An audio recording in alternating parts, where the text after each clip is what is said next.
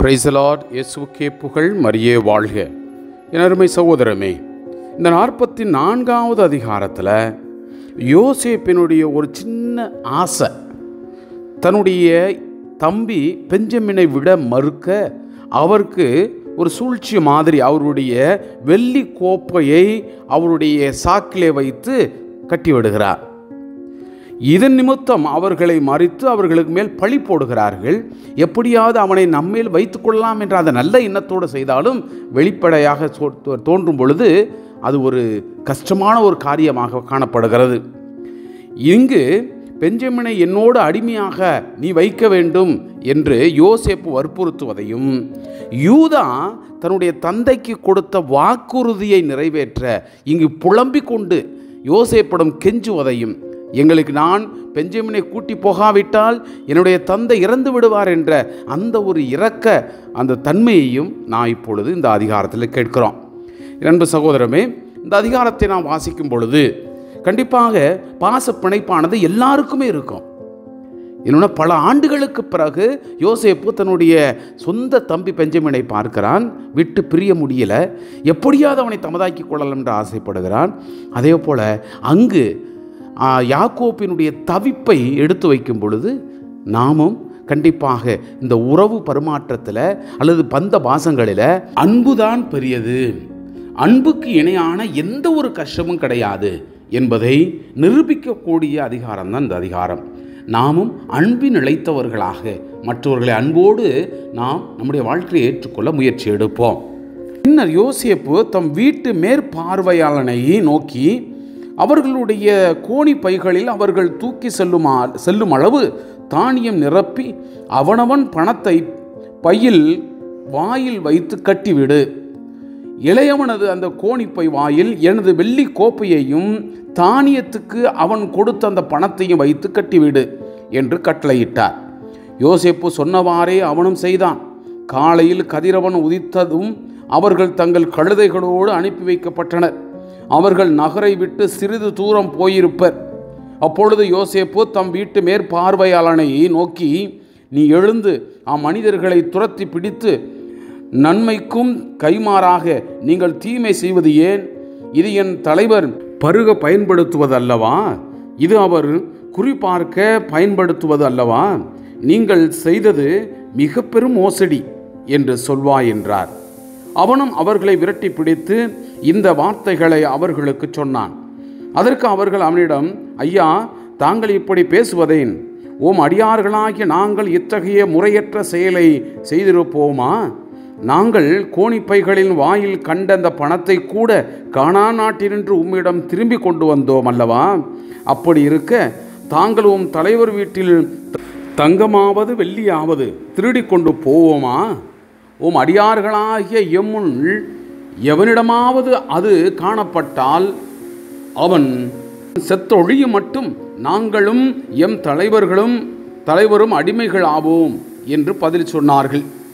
அது கேட்டு அவன், நன்று நன்று, உங்கள் சொற்களின்படி ஆகட்டும். அது எவனிடம் அகப்படுமோ அவன் எனக்கு அடிமையாக இருப்பான், மற்றவர்கள் குற்றமற்றவர்களாய் இருப்பீர்கள் என்று அவர்களுக்கு சொன்னான். அப்பொழுது அவர்கள் விரைந்து கோணிப்பைகளை தரையில் இறக்கி வைத்தார்கள். ஒவ்வொருவனும் தன் கோணிப்பையை திறந்தான். மூத்தவன் முதல் இளையவன் வரை அவன் சோதித்த போது அந்த கோப்பை பெஞ்சமின் பையில் காணப்பட்டது. அப்பொழுது அவர்கள் தங்கள் ஆடைகளை கிழித்து கொண்டு கழுதைகளின் மேல் சுமையை ஏற்றி நகருக்கு திரும்பி வந்தனர். அதுவரை யோசேப்பு அங்கேதான் இருந்தார். யூதா தம் சகோதரருடன் வந்து சேர்ந்தார்.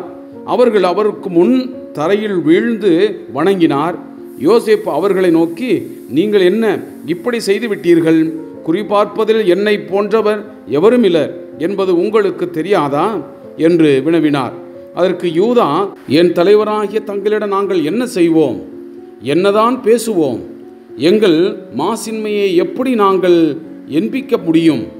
கடவுளும் அடியார்களின் தீய செயல்களை கண்டுபிடித்தார்.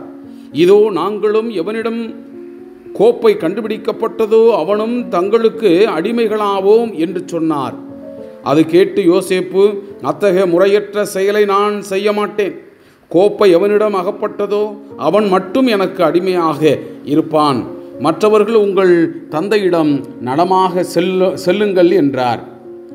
யூதா அவர் அருகில் வந்து, என் தலைவரே, அடிமையேன் ஒரு வார்த்தை கூற அனுமதி தாரும். என் தலைவரே, செவிசாய்த்தருளும். அடியான் மீது சினம் கொள்ள வேண்டாம். நீர் பார்வோனுக்கு இணையானவர். என் தலைவராகிய தாங்கள் பணியாளர்களாகிய எங்களிடம் உங்களுக்கு தந்தையோ சகோதரனோ உண்டோ என்று கேட்டீர்கள். அதற்கு நாங்கள் எங்களுக்கு வயது முதிர்ந்த தந்தையும் முதிர்ந்த வயதில் அவருக்கு பிறந்த ஓர் இளைய சகோதரனும் உள்ளனர். அவனுடைய சகோதரன் இறந்து விட்டான். அவன் தாயின் பிள்ளைகளில் அவன் ஒருவனே இருப்பதால் தந்தை அவன் மேல் அதிக அன்பு கொண்டிருக்கிறார் என்று தலைவராகிய தங்களுக்கு சொன்னோம். அப்பொழுது தாங்கள் அவனை என்னிடம் அழைத்து வாருங்கள், நான் அவனை நேரில் பார்க்க வேண்டும் என்றும் அடியார்களுக்கு சொன்னீர்கள். நாங்கள் அந்த இளைஞன் தன் தந்தையை விட்டு பிரிய இயலாது, பிரிந்தால் அவர் இறந்து போவார் என்று தலைவராகிய தங்களிடம் சொன்னோம். அதற்கு தாங்கள், உங்கள் இளைய சகோதரன் உங்களோடு வராவிட்டால் என் முகத்தில் விழிக்க வேண்டாம் என்று அடியார்களுக்கு சொன்னீர்கள். பணியாளராகிய எங்கள் தந்தையிடம் திரும்பியவுடன் என் தந்தையாகிய தலைவராகிய தாங்கள் சொல்லியவற்றை அவரிடம் எடுத்துரைத்தோம். பிறகு எங்கள் தந்தை, நீங்கள் திரும்பி போய் நமக்கு கொஞ்சம் உணவுப் பொருள் வாங்கி வாருங்கள் என்றார்.